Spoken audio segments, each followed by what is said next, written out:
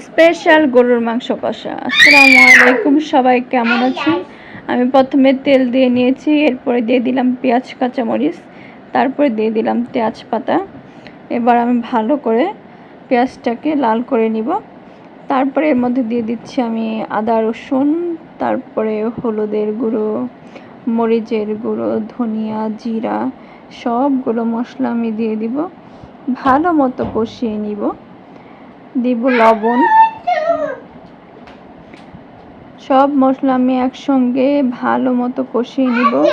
গরুর মাংস অনেক রকমভাবে রান্না করা যায়, যে যেভাবে পছন্দ করেন রান্না করবেন, কিন্তু একবার আমার এই রেসিপিটা ট্রাই করে দেখবেন, অনেক বেশি মজা হয়। তারপরে আমি মাংস দিয়ে টমেটো দিয়ে ভালো মতো আবার কষিয়ে নিব। আমি ব্লেন্ড করে রেখেছিলাম গরম মশলা, এখানে জয়িত্রী, জায়ফল, স্টার অ্যানিস, তারপরে এলাচ, দারচিনি, গোলমরিচ, লবঙ্গ সব একসঙ্গে আমি ব্লেন্ডারে ব্লেন্ড করে এটা অ্যাড করেছি। দিয়ে দিলাম সামান্য পানি। আমার টুকটুকি ছোট্ট মেয়েটা এসে পানি দিল, বলল আমি তোমার রান্নার কাজে হেল্প করি। আমি রান্না করলে ওকে অনেক সময় সাথে রাখি, আমার মেয়েটা দেখে দাঁড়িয়ে দাঁড়িয়ে। তারপরে আমি মাংসটা আবার নাড়াচাড়া করে আবার কষিয়ে ঢাকনা দিয়ে ঢেকে রেখে দিলাম 20 মিনিটের মতো ধিম আঁচে।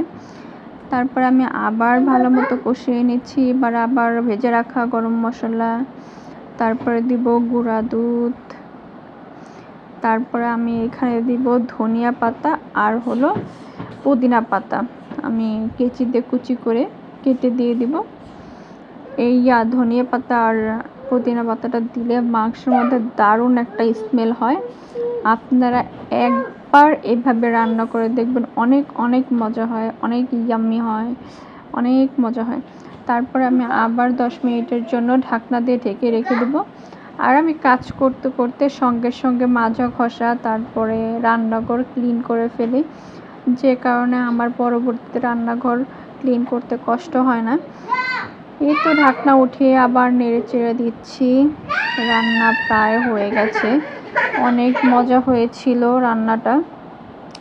আমি আবার একটু পানি দিয়ে দেখলাম গোশতটা আর একটু নরম হবে। আমি পানি দিয়ে আবার ঢাকনা দিয়ে 20 মিনিটের মতো রেখে দিব। 20 মিনিট পরে ফিরছি, টান মাংস আমার হয়ে গেছে। অনেক মজা হয়েছিল। সবাইকে অনেক অনেক ধন্যবাদ, অনেক অনেক শুভকামনা। ভালো থাকবেন। পরবর্তী ভিডিও দেখার আমন্ত্রণ রইল। আর আমার এই পেজটিকে অবশ্যই অবশ্যই ফলো করে দিবেন, সাবস্ক্রাইব করে দিবেন। আল্লাহ হাফেজ।